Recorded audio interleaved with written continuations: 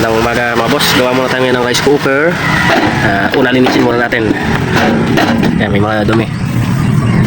Wala ko ng blower at brush. Malinis na mga boss. Ang issue nito hindi na nagpa-power or walang power. Check natin mga boss gamit ang tester.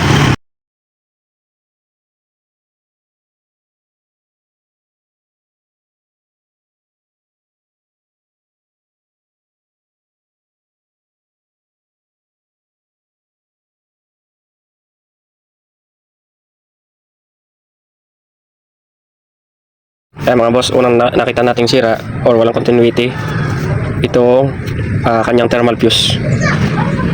Palitan natin to mga boss, buti meron pa tayo isa dito. At sana yun lang para gumana at magamit na ito ng may-ari mga boss. Yan, pagkapalit natin at gumana, lilinisin ulit natin.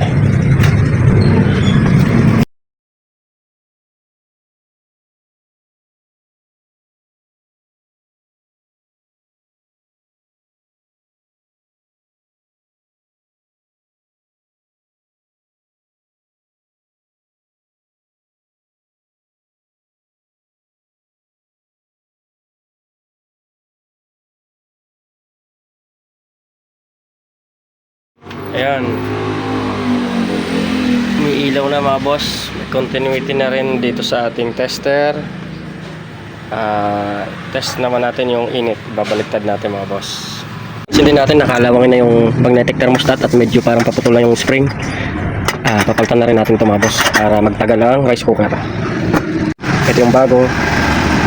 Lagyan natin mga boss.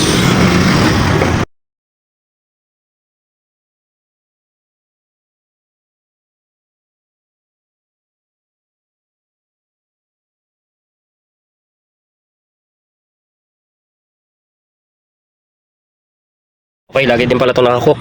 In-adjust na lang natin yung thermostat niya para magbalik ulit sa warm. Pag lagi kasi nakakook, pagkasaksak pa lang masusunog yung sinaing.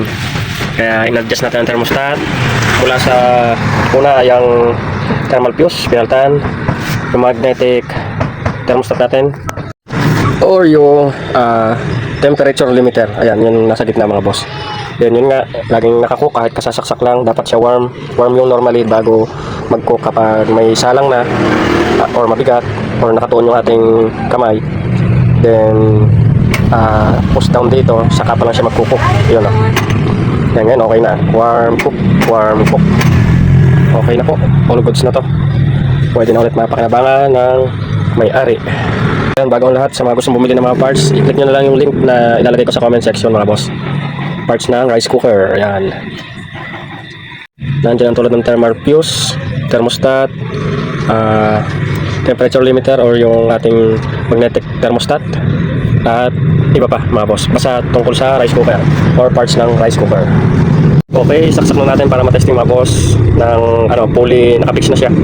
May cover na yung ilalim, tapos nakihaya na. Para ma-pulley test natin mga boss. Okay, saksak natin, dapat naka-warm siya.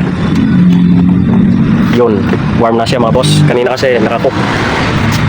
Then magkukok lang siya pag binaba natin yung switch. Ayun, try natin kung iinit. Then baba natin. Yan, nakakook na. Nakapos tayo dito sa magnetic switch. Tingnan natin kung mag-iinit ang heating plate. Heating element pala. Tingnan natin kung mag-iinit ang heating element. Ayan, nag-iinit mga boss. All goods. Okay na po ang ating rice cooker. Magagamit na talaga ng may-ari. At magtatagal yan siyempre bagong palit yung magnetic switch, magnetic thermostat. Ano po, all goods na.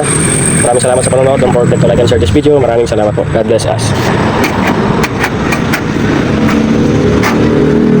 Init.